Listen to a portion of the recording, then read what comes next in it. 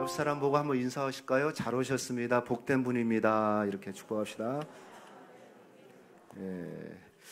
우리가 팔복의 말씀을 나누고 있는데요. 말씀 시작할 때 퀴즈를 한번 내볼까요? 여러분, 팔복 중에서 우리가 다 읽었잖아요. 팔복 중에서 한국 사람이 가장 좋아하는 복이 어떤 복일까요? 오늘 전할 온유한 자의 복입니다. 왜냐하면 땅을 선물로 받기 때문에. 우리 한국 사람들은 부동산을 좋아합니다. 땅을 좋아해서 한국 사람들은 온유한 자의 복을 좋아한다라고 누가 얘기하대요.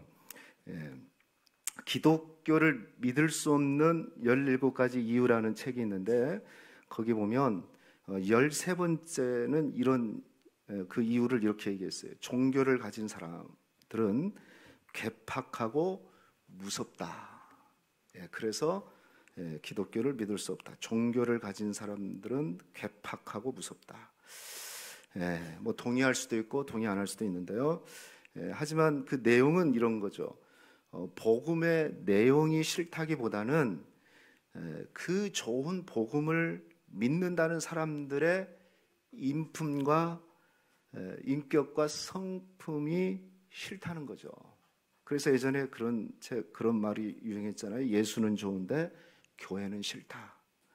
즉 예수님의 복음, 예수님의 가르침은 너무 좋은데 그 가르침을 따르고 믿는다는 사람들이 세상 중에서 변하지 않는 그 모습은 싫다는 거죠. 그러니까 그들의 성품은 싫다는 거예요. 그래서 여러분, 이 팔복의 말씀은 특별히 복이라는 그 복에 대한 초점도 있지만 그 복이 뭡니까? 우리의 인격이 예수님을 닮아가는 거. 그게 진짜 복인 거죠. 여러분, 이 팔복을 통해서 저와 여러분이 예수님을 좀 더 닮아가는 그런 은혜가 있기를 축복합니다. 이 팔복은 거듭 말씀드리지만 성도의 8가지 성품, 이렇게 생각할 수 있어요. 8가지 복. 그런데 8종류의 복이 아니라 사실은 한 가지입니다. 그리스도인이라면 이런 복이 있다. 그 복을 일관되게 8가지 성품이라는 것으로 논리적인 그 순서로 얘기했을 뿐이지 뭐 이런 복, 저런 복, 또 이런 복, 이런 게 있는 게 아니에요. 예를 들면 여러분 갈라디아서에 보면은 성령의 열매 8가지가 있잖아요. 9가지. 그죠? 성령의 열매 9가지가 있는데 성령의 열매들 원어로 보면 복수가 아니에요. 단수예요, 단수. 그러니까 9가지 성령의 열매는 사실은 하나라는 거예요. 여기 팔복도 마찬가지입니다. 8가지 복이 각각에 있고 각각에 뭐 나타나는 게 아니고 심령이 가난한 자는 예통할 수밖에 없고 또 예통한 자는 오늘 말씀 온유한 자로 세워질 수밖에 없다. 이렇게 논리적으로 일관되게 연결되어지는 그리스도인들이 회복해야 될, 가져야 될 성품을 얘기하고 있습니다. 자, 우리가 2번째까지 했고요. 오늘은 3번째 온유한 자의 복입니다. 우리 5절 말씀 다시 한번 볼까요? 자막이 안 떼어지는데요. 같이 읽읍시다. 시작. 온유한 자는 복이 있나니 그들이 땅을 기업으로 받을 것이요. 온유한 자는 복이 있나니 그들이 땅을 기업으로 받을 것이다. 복되도다 온유한 자여 너희가 땅을 기업으로 받을 것이다. 자, 그렇다면 첫 번째, 우리는 온유가 도대체 뭘까요? 온유. 여러분, 온유는 뭡니까? 우리가 일반적으로 생각할 때 온유는 조금 뭐라 그럴까요? 약한 모습, 연약하고 또 소심하고 말을 할 때나 행동을 할 때 아주 조용하고 조신 있게 행동을 하고 또 뭔가 화를 내지 않고 뭐 그런 모습.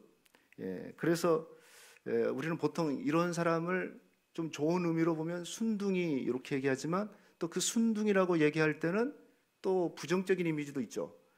뭐 조금 표현이 그렇지만 호구다. 뭐 그런, 저 사람은 순둥이야. 참 착하다. 뭐 이런 의미도 있겠지만 또 그 내면에 또 다른 얘기가 있어요. 그래서 우유부단하고 아주 조용조용하고 뭐 이런 부드럽고 뭐 이렇게 생각을 해요. 뭐 전혀 온유함에 포함되지 않다 이렇게 얘기할 수는 없지만 그러나 그것이 꼭 온유냐? 결국 그렇지 않습니다. 특히 성경에서 말하는 온유는 그렇지 않아요.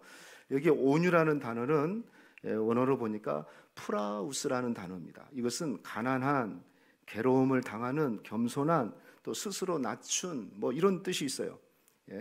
그러니까 아주 가난하고 겸손한 뭐 그런 모습인데, 이 부분에 대해서, 이 프라우스에 대해서 언어학자가 이렇게 이 개념을 이렇게 설명을 해요. 온유란 인간에게 주어진 물리적이거나 정신적인 힘이 잘 조절되어 그의 인격 속에 구현되는 덕이다.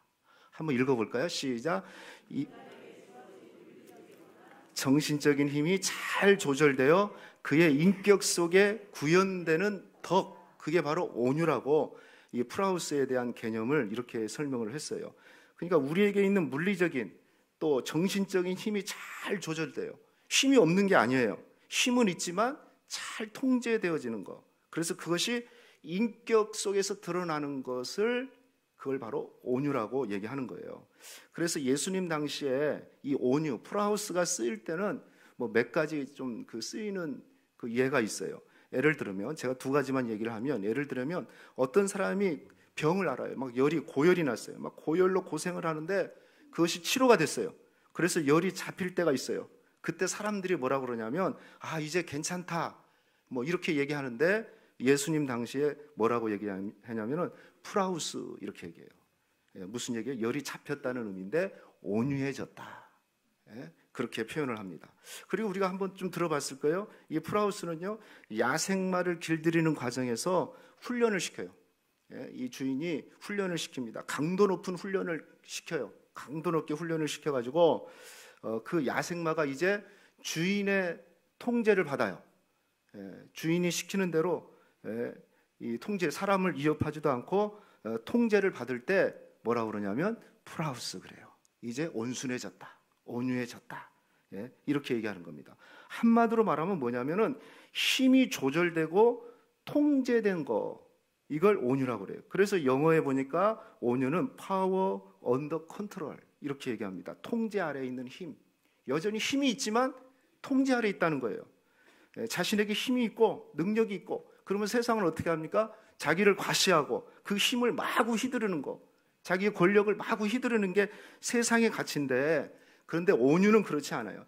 여전히 자신에게 힘이 있지만 그 힘을 조절하고 통제할 줄 아는 거예요. 그래서 그것을 갖다가 프라우스, 온유라고 얘기를 하는 겁니다. 여러분, 예수님 어떻습니까? 예수님은 하나님이시죠. 인간의 몸으로 오셨지만 여전히 하나님이십니다. 그는 모든 능력과 권세를 하나님의 능력으로 갖고 있어요. 전지전능해요, 정말로. 그런데 어떻습니까? 예수님은 그 어떤 이 땅에서 살면서 어떤 조롱과 핍박과 고난, 특히 십자가 앞에서도 그 힘을 통제하고, 마귀가 얼마나 유혹했어요. 내려와라, 내려와라. 네 힘, 너는 하나님의 아들이면 네가 말 한마디면 끝나는 건데 왜 거기서 고통을 받고 있느냐. 근데 주님은 어땠어요? 그 힘을 통제했어요. 조절했어요. 그리고 하나님의 뜻을 본래 이 땅에 오신 목적대로 이루신 겁니다. 그래서 예수님은 어떤 분입니까? 온유하신 분이죠. 프라우스 하신 분이죠. 왜요? 통제할 수 있었기 때문에. 그냥 단순히 온유는 우유부단하고 그냥 부드럽고 이런 표현이 아니에요. 성경에서 말한 것은 자신에게 갖고 있는 모든 권리와 능력과 힘을 조절할 수 있는 힘, 통제할 수 있는 힘, 그것이 나의 인품으로 삶 속에서 드러날 때 그것을 온유라고 얘기를 하는 겁니다. 저와 여러분이 이런 온유가 있기를 주의 이름으로 축원합니다. 그러면 두 번째, 하나님은 이 온유한 자에게 약속을 하셨어요. 어떤 복을 약속하셨습니까? 그들이 땅을 기업으로 받을 것이며, 온유한 자에게는 복이 있나니 복되도다 온유한 자여, 너희가 땅을 기업으로 받을 것이다. 이 땅, 여러분 땅 좋죠? 땅 받으시기를 축복합니다. 근데 이 땅은 원래 그 땅이에요. 탱센이라는 단어인데 이것은 그냥 땅이 아니에요. 그냥 뭐 많은 땅이 아니라 그 땅. 그러니까 성경으로 보면은 하나님이 약속하신 그 땅. 여러분, 이 말씀이 기록될 때, 그러니까 신약성경 전체라고 볼 수 있어요. 신약성경의 전체의 배경은 신약성경이 아니고 구약을 배경으로 하고 있어요. 그죠? 왜냐하면 신약성경이 쓰여질 때는 신약성경이 없었어요. 다 구약의 배경을 가지고 있는데, 말씀도 마찬가지예요. 하나님이 생각해 보세요. 하나님이 아브라함을 택하셨어요. 창세기에 보니까. 그리고 아브라함에게 땅과 자손의 번성을 약속하셨어요. 그런데 이것은 당대에 이루어질 약속이 아니었어요. 자손은 점점 번성하지만 땅은 미래에 주어질 것이었어요. 그리고 아브라함은 그 하나님의 약속을 믿음으로 굳게 붙잡고 살았습니다. 놀랍게도 이 약속이 구체적으로 실현될 때는 언제냐면 이스라엘 백성들이 출애굽해가지고 애굽을 탈출해서 가나안에 입성하게 되죠. 그런데 가나안에 입성했는데 그냥 뭐 저절로 된 게 아니에요. 가나안에 입성해서 9년 동안입니까? 오랫동안 전쟁을 치렀어요. 그리고 그 땅을 각 지파대로, 각 족속대로, 각 가족대로 할당받은 겁니다. 그죠? 그게 여호수아서에 나와 있어요. 자, 그때 받은 땅을 뭐라고 그러냐면 기업이라고 그래요. 기업. 이스라엘 백성이 가나안 족속을 몰아치고 몰아내고 광야의 방황을 끝내고 그곳에서 정착했어요. 그러니까 그때부터 땅을 하나님께서 기업으로 주셨어요. 그들이 살 수 있는 터전을 주셨는데, 그러므로 이 땅은 단순히 재산을 약속한 것이 아니라 애굽의 종살이와 광야에서의 방황을 끝내고 이제 하나님이 약속하신 그 땅에서 안식을 누리도록 주신 땅이 바로 그 땅이에요. 그 땅. 그러니까 땅은요, 하나님의 선물, 기업인 동시에 쉼이 약속된 곳이죠. 안식이 약속된 것입니다. 하나님 때문에 누리는 안식. 광야에서 얼마나 방황을 했습니까? 그죠? 집도 없이, 뭐 먹을 것도 주님이 주셔야만 했고, 그런 방황의 모든 상황을 다 청산하고 이제 평안 가운데 누리게 되는 겁니다. 이때 영혼뿐만 아니라 또 마음뿐만 아니라 육체까지도 평안을 누리는 겁니다. 그러므로 온유한 자는 하나님이 주시는 그 안식, 하나님이 주시는 그 쉼을 약속의 땅에서 누린다는 거예요. 그게 구약적인 배경을 가지고 있습니다. 그리고 이 부분에 대해서 조금 더 나가면 김남준 목사님이 이렇게 설명을 했어요. 제가 잠깐 읽어볼게요. 가나안 땅을 누리는 평안은 인류가 그리스도 안에서 누리게 될 안식의 예표다. 아브라함에게 땅을 주시겠다는 약속은 인류에게 예수 그리스도를 주시리라는 언약이었다. 그러므로 땅은 곧 그리스도다 라고 얘기하는 거예요. 그러니까 단지 재산을 얘기하는 게 아니고 축복을 얘기하는 게 아니에요. 그게 전혀 없다 이런 얘기는 아니죠. 온유한 자에게 분명하게 현세의 복을 또 미래의 복을 약속하셨습니다. 그러나 성경에서 말하는 온유한 자에게 땅을 기업으로 받을 것은 이스라엘 백성들에게 이제는 출애굽의 그 노예 생활 청산하고 광야의 그 고통을 다 청산하고 하나님이 약속하신 그 약속의 땅에서 정착하면서 쉼과 평안을 누리겠다는 그런 축복이고, 더 나가서 바로 우리에게 진정한 쉼과 안식이 되시는 예수 그리스도를 우리에게 주심으로 누리게 된다는 그런 말씀이죠. 그래서 온유한 자는요, 이 예수 그리스도를 받는 것이고 그리스도 안에 있는 쉼, 그리스도 안에 있는 평강을 누리게 되는 겁니다. 그래서 성경에 이렇게 기록되어 있습니다. 마태복음 11장 28절 29절 우리 잘 아는 말씀이네요. 같이 읽어볼까요? 시작. 수고하고 무거운 짐진 자들아 다 내게로 오라. 내가 너희를 쉬게 하리라. 나는 마음이 온유하고 겸손하니 나의 멍에를 메고 내게 배우라. 그리하면 너희 마음에 쉼을 얻으리라. 수고하고 무거운 짐진 자들에게 하나님이 초청하고 있어요. 다 내게로 와서 쉬어라. 그런데 놀랍지 않습니까? 나는 마음이 온유하고 겸손하니. 온유와 겸손은 같은 얘기라고도 할 수 있어요. 2번 반복해서 강조하고 있어요. 우리 주님은 온유하신 분이에요. 그 온유함을 배우라고 말씀하고 있습니다. 왜냐하면 예수님의 온유함이 우리 안에 들어오면 우리는 평안을 누리게 되는 겁니다. 그래서 온유한 자는 온유하신 주님과 함께 그 온유하신 주님이 주시는 참된 쉼, 참된 평안을 누리게 되는 것이고, 더 나가서 장차 우리 주님께서 허락하신 영원한 기업, 하나님의 나라를 누리게 되는 줄로 믿습니다. 그래서 여러분, 이 땅의 기업을 받는다는 이 예수 그리스도의 축복과 영원한 하나님 나라의 복을 누리시기를 주의 이름으로 축원하겠습니다. 자, 그렇다면 세 번째, 어떻게 하면 이런 온유한 자가 우리가 될 수 있을까요? 온유한 자가 돼야지 일단, 그러죠? 예. 유명한 청교도 설교가인 존 오웬 목사님이 계시는데 그분은 이런 얘기를 했어요. 온유한 인격이 되는 비결은, 온유한 인격은 오직 하나님의 주권에 대한 정당한 반응으로만 만들어진다. 여기 중요한 단어가 있어요. 하나님의 주권에 대한 정당한 반응, 바른 대응, 바른 반응에 의해서 온유한 인격이 만들어진다라고 얘기를 했습니다. 민수기에 보면 모세가 구스 여인과 결혼을 합니다. 구스는 지금의 에티오피아를 얘기하고 있어요. 그 나라 여인을 데리고 결혼을 했어요.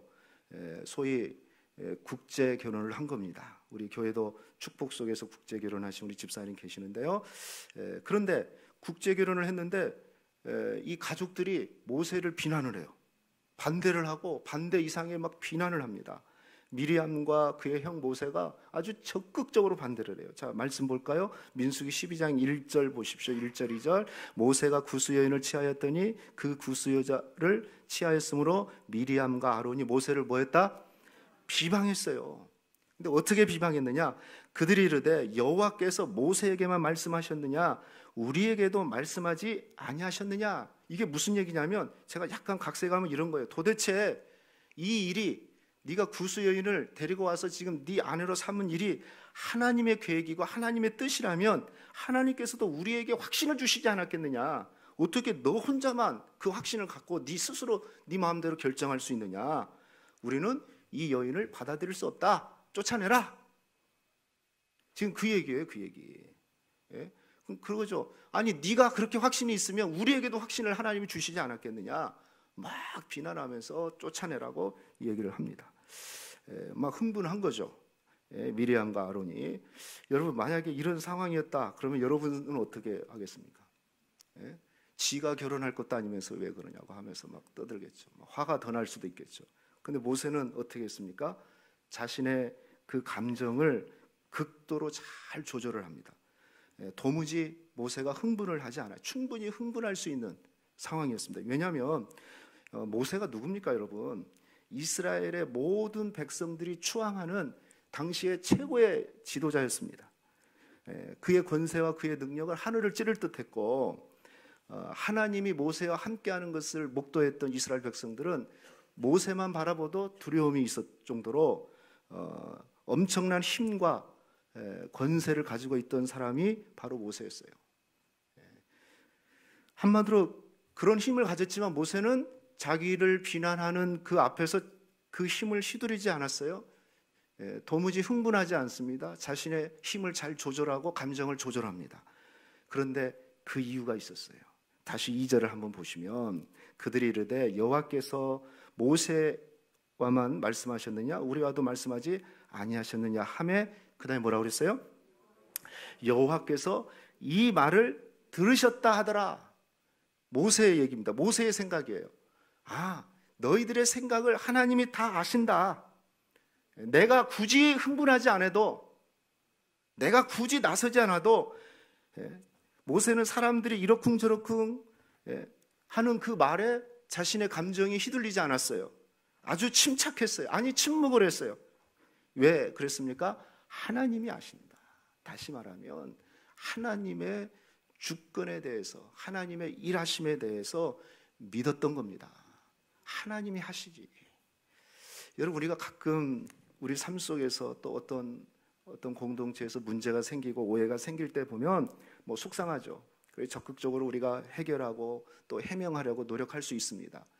그런데 그러다 보면 어쩔 때는요, 더 걷잡을 수 없는, 마음이 없는 막 감정까지도 튀어나오고, 그래서 더 복잡해지고 엉클어지는 경우가 많습니다. 그런데 지금 모세도 그랬을 거예요. 얼마나 속상하겠어요. 가장 축복 속에서 결혼해야 되는데.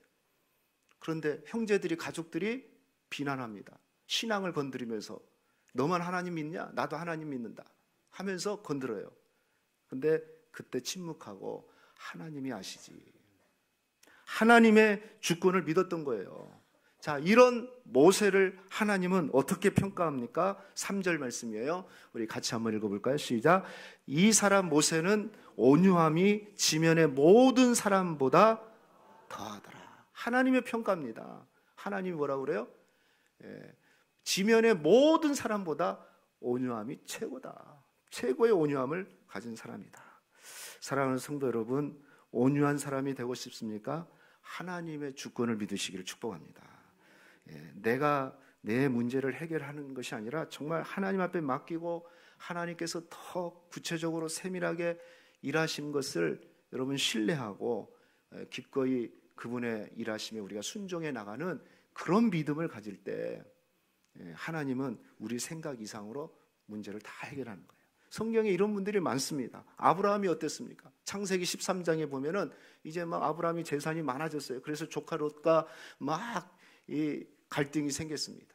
막 싸움이 일어난 거예요. 서로 땅을 차지하려고, 서로 이 양들을 더 치르려고. 그럴 때 아브라함이 결단을 하죠. 우리 이렇게 싸우지 말자. 네 선택해라. 네가 좌하면 나는 우할 것이고 네가 우하면 나는 좌할 것이니까 조카한테 먼저 선택권을 줍니다. 여러분, 아브라함 시대에 아브라함은 족장입니다. 당시에 부리는 종들이 수백 명 있었어요. 조카도 그 족장 앞에 순종해야 돼요. 그런데 아브라함은 그냥 다 냅뒀어요. 너 좌하면 내가 우할 테니까 네 마음대로 선택해라. 모든 선택권을 양보합니다. 여기에는 어떤 믿음이 있었을까요? 하나님께서 그를 지키시고 인도하시고 함께 하신다는 하나님의 주권적인 믿음이 있었던 거죠. 하나님이 실수하지 아니하신다는 그 믿음이 있었던 거예요. 그래서 결국에는 아브라함이 복을 받게 되는 거죠. 다윗이 어땠습니까? 여러분, 왕이 되자마자 사울에게 수도 없이 수년 동안 쫓겨당합니다. 억울하죠. 너무너무 억울하죠. 무슨 잘못이 있어서 쫓김을 당하고 죽을 고비가 있다면 뭐 이해라도 할 텐데 전혀 잘못한 것이 없었어요. 그런데 다윗에게도 사울을 죽일 수 있는 기회가 몇 번 찾아오게 됩니다. 종들은 죽이십시오. 하나님이 주신 기회입니다. 라고 유혹했습니다. 그런데 다윗은 그렇게 행하지 않았어요. 하나님께 맡겼어요. 하나님이 하십시오. 내가 하는 것은, 내가 생명을 취하는 것은 하나님의 일을 하는 것이다. 그래서 하나님께 모든 주권, 하나님의 일하심을 믿고 맡겼더니 하나님은 다윗이 생각하는 것보다 더 놀랍게 일을 처리한 겁니다. 여러분, 우리가 기억하셔야 돼요. 우리의 믿음 중에 정말 필요한 믿음이 뭡니까? 하나님의 절대 주권을 믿는 겁니다. 하나님의 절대 주권으로 훈련하는 거예요. 그죠? 자하면 나는 우할 것이다. 하나님이 다 하신다. 내가 할 수 없다. 하나님의 일을 내가 생명을 어떻게 취하냐. 여러분, 하나님의 주권 신앙을 회복하기를 축복합니다. 그 하나님의 주권을 믿고 순종할 때 어떻게 돼요? 온유한 성도로 세워진다는 거죠. 자기 감정, 자기 분노를 다 분출하는 것이 아니라 정말 하나님 앞에 맡기는 성도가 되는 거죠. 그래서 그 사람은 온유함의 사람이 되고 그의 마음과 행실에 있어서도 온유함이 풍성해지는 그런 은혜가 있게 된다는 겁니다. 이런 성도님들 되시기를 축복합니다. 모든 일, 여러분, 우리의 모든 범사를 하나님이 다스리고 있음을 믿으십시오. 거기에 흔들리지 마십시오. 가장 좋은 곳으로. 그래서 그냥 하나님보다 내 감정이, 내 생각이 앞서서 분출해가지고 더 일을 만들지 마시고 오히려 그 하나님의 주권을 믿으면서 나의 감정을 통제하고 조절할 수 있는 그런 사람이 될 때 내 안에 온유함이 만들어지고 온유한 사람으로 세워지게 된다는 겁니다. 이런 은혜가 있기를 축복하겠습니다. 말씀 맺겠습니다. 여러분, 요즘 세상은 참 살기가 편하고 정말 너무 좋은 세상이다 이렇게 얘기를 합니다. 그런데요, 사람들의 심성은 어떨까요? 더 신경질적이고 더 분노와 하루 가득합니다. 조그마한 일에도 참지를 못해요. 잠시도 기다리지를 못합니다. 아마 대부분 운전하신 분들 느끼겠지만 또 그렇게 해보신 분도 계실 거라고 믿어요. 그런데 빨간불에 서 있는데 막 뒤에서 빵빵거려요. 잠시를 참지 못해요. 막 빵빵빵빵. 그래서 화를 참지 못하고 나중에는 어떻게 해요? 출발하면 앞에 와가지고 그 분노를 막 보복 운전으로 하는 거죠. 심지어 최근에 보니까요, 고속도로에서 그냥 보복 운전해가지고 몇 중 충돌 나가지고 사람이 죽고. 왜 그래요? 그 분을 참지를 못하는 거예요. 자기의 감정을 통제를 못하는 거예요. 그런데 특히 우리 한국 사람이 더 그렇다. 다른 나라 사람보다 더 그렇대요. 그래서 어떤 분이 이 부분에 대해서 진단을 했는데, 그럼 얘 한국 사람이 언제부터 이렇게 성질이 급해졌는가? 이렇게 참지 못하는가? 그런 사람들이 아니었는데 그렇잖아요. 왜 이렇게 급하고 이렇게 막 분을 빨리빨리 내고 이렇게 됐을까?